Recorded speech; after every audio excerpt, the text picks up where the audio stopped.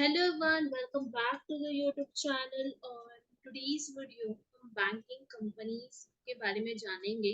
तो banking companies का हम फॉर्मेट देखेंगे। Okay, form A and form B होता है। फॉर्म ए मतलब balance sheet and form B is profit and loss.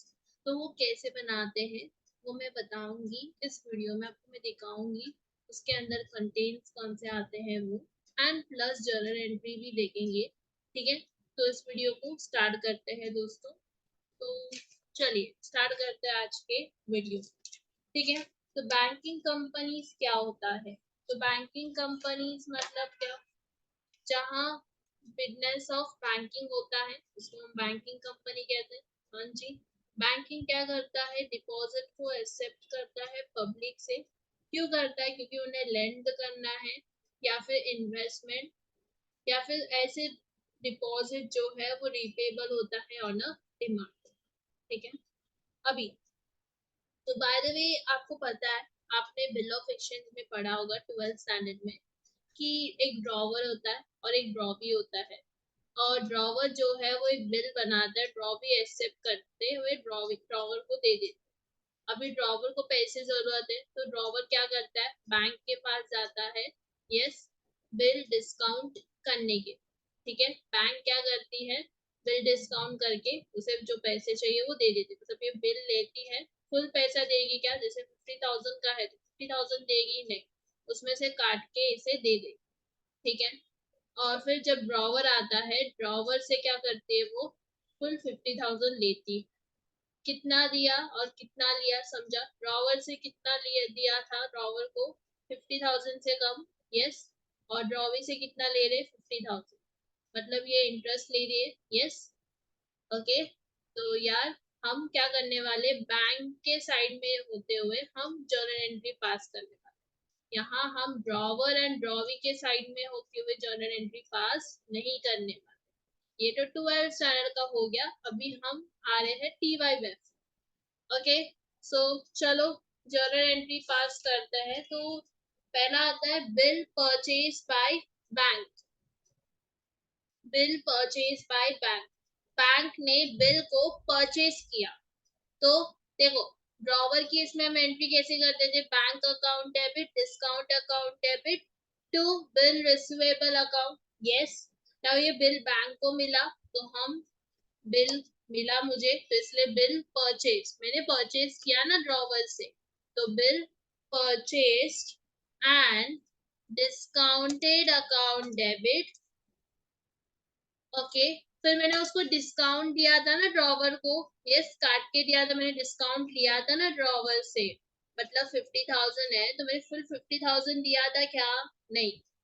ठीक है, तो इंटरेस्ट एंड डिस्काउंट अकाउंट यहाँ क्या होगा? क्रेडिट होगा।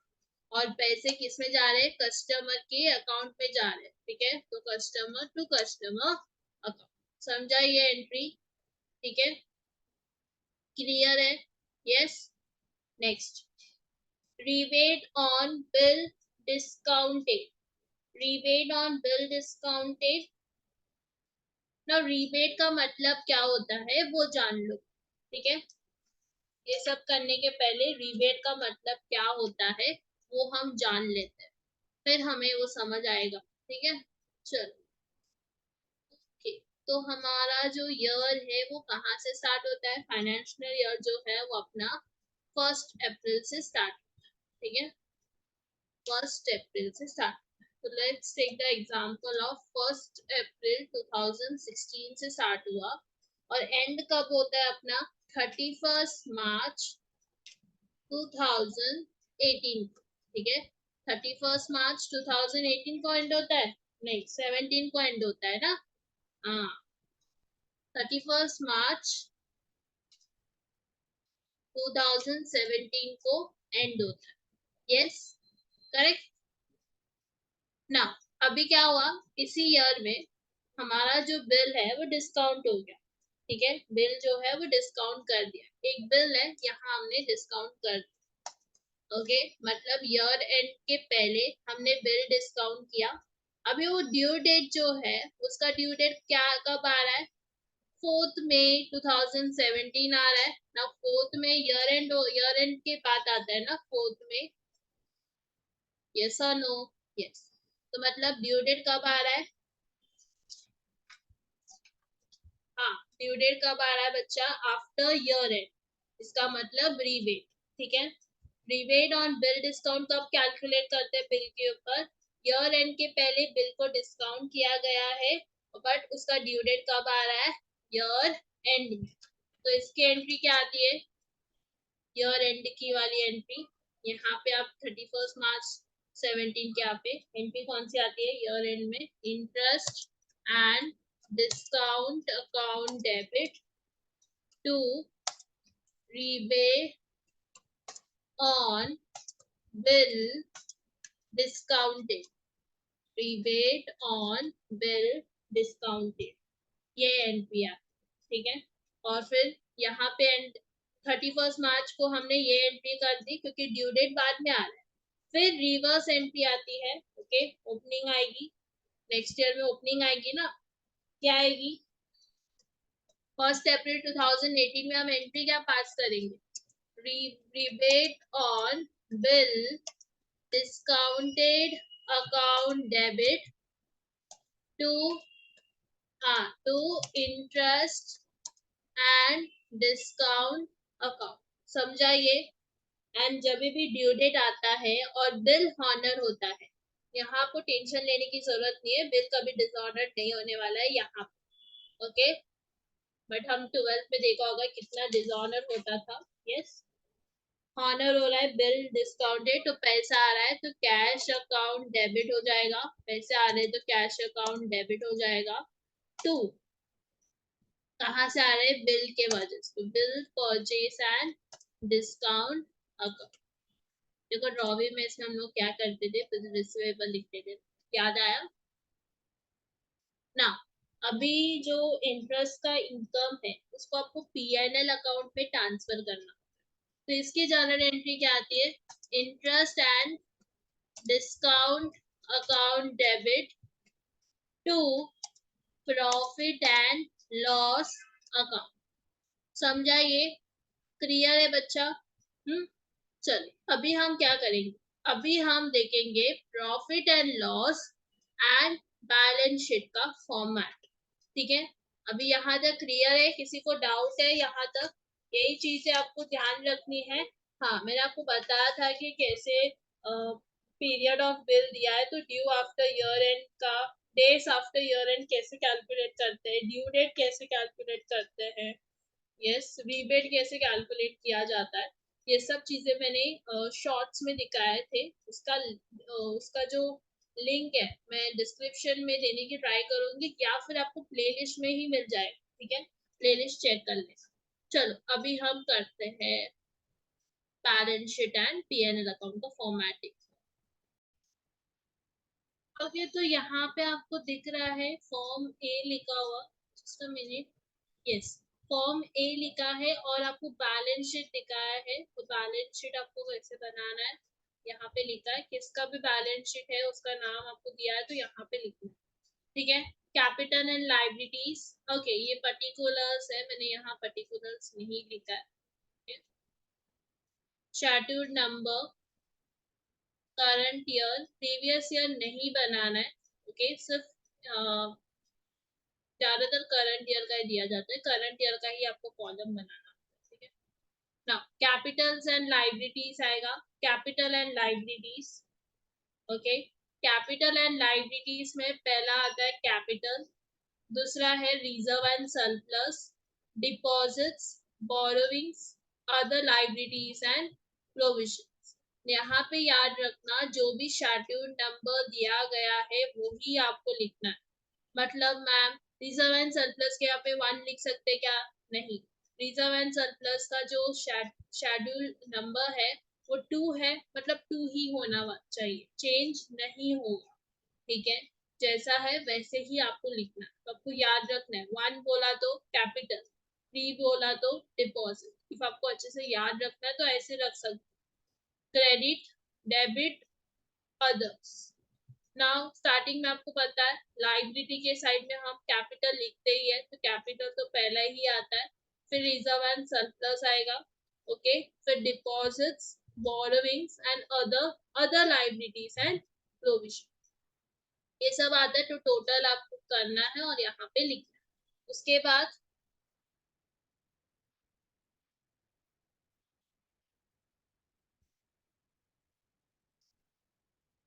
बाद आता है असेट्स। उसके बाद क्या आता है? असेट्स। कैश एंड पहला आता है cash and balance with RBI, ठीक है, इसका नंबर कौन सा है? 6 है, शेड्यूल नंबर कौन सा है? 6 है। Balance with other banks and money at call and short notice, okay, 7। Investment 8, advances 9, fix assets 10, other assets 11, फिर कंजीनेंट लाइबिलिटी आएगा टोटल करने के बाद, that is 12, and then bills for collection, जिसका कोई शेड्यूल नंबर नहीं, ठीक है, समझाइए। ओके, नाउ मैं आपको बताऊंगी इसके अंदर क्या क्या आता है, ठीक है, स्टार्टिंग से देखिए। तो पहला आता है कैपिटल। कैपिटल में क्या आएगा? ओके, कैपिटल में आपको पता है ऑथराइज कैपिटल आता है, जो इंफॉर्मेशन ही होता है जिसका अमाउंट हम बैलेंस शीट के टोटल में नहीं लेना है, ठीक है। Issued and subscribed and paid up capital आता है, जिसमें कॉल्स इन अरियर आया तो आपको माइनस करना है, इफ शेयर फॉरफीचर दिया है तो उसको ऐड कर, ठीक है। फिर reserve and surplus. Reserve and surplus में कौन से रिजर्व आते हैं? स्टैट्यूटरी रिजर्व, जो करंट ईयर के प्रॉफिट का 25%, revenue and other reserve, PNL account balance, फिर फिर शेयर प्रीमियम और security premium, dividend equalization fund, ये सब आता है reserve and surplus.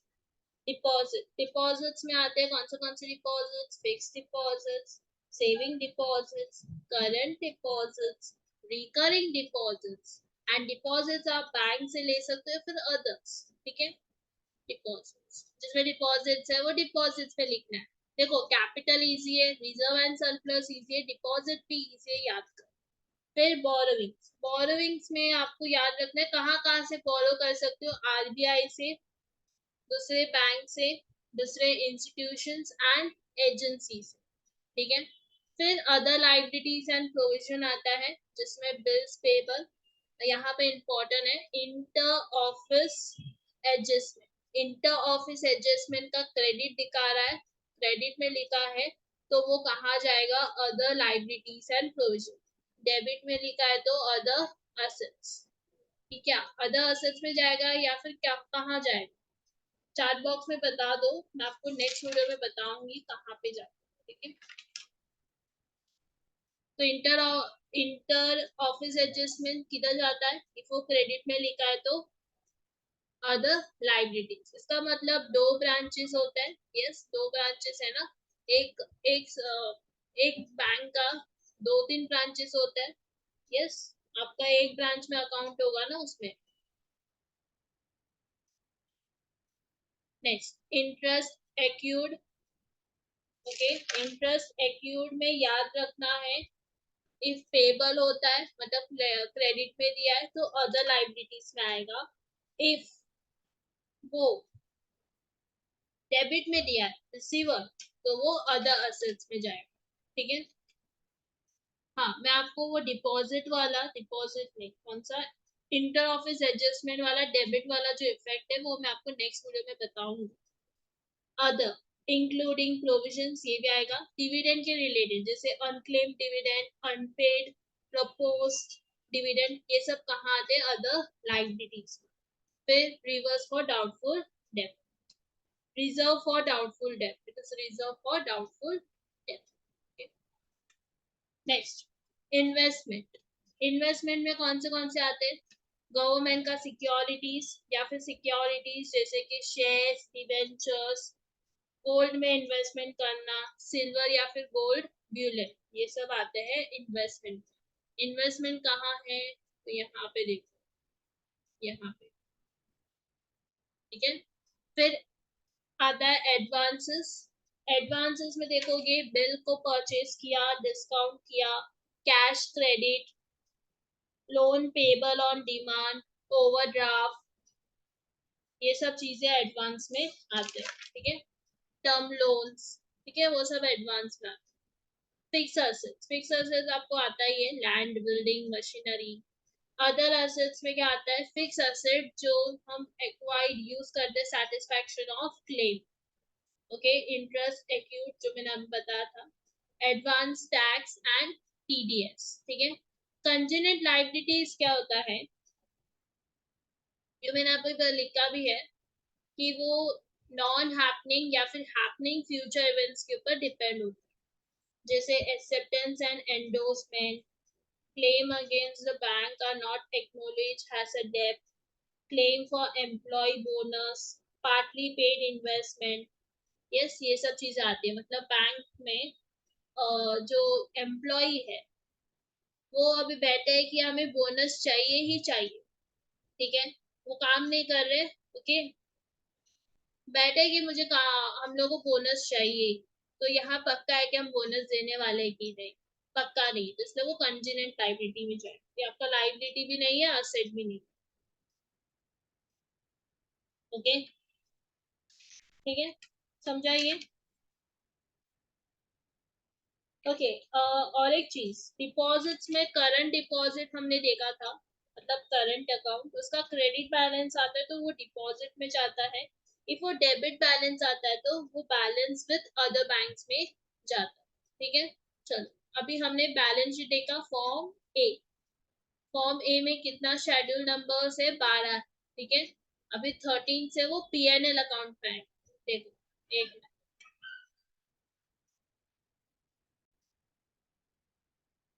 Okay, so ये रहा form B, PNL account for the year ended 31 March. ठीक है, नाउ आपको दिया है, पहले तो आपको सेम टू सेम जैसे मैंने बनाया था प्रीवियसली वैसे ही बनाना है, यहाँ पे भी प्रीवियस ईयर नहीं आता है। ठीक है, चलो, पहला है इनकम। इनकम में कौन से आते हैं, interest income and other income. Now इसके अंदर कौन से चीजें आती है वो भी मैं बताते जाऊंगी। ठीक है, तो आपके लिए वो इजी पड़ेगा, I don't need to explain again. Okay, आपको समझ आ जाएगा वहां पे। तो जैसे बिल डिस्काउंट के ऊपर डिस्काउंट कर रहे हैं, उसमें से आप रिबेट माइनस करके वो चीज आएगी।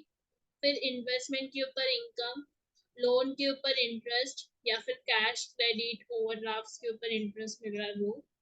फिर बैलेंस विद आरबीआई का इंटरेस्ट। ठीक है, ये सब यहाँ पे आता है। अदर इनकम में कमीशन के रिलेटेड आता है, commission, brokerage, profit and loss on sale of investment, commission और remittance and transfers, commission on letter of credit. ठीक है, ये सब चीजें यहाँ पे आती है।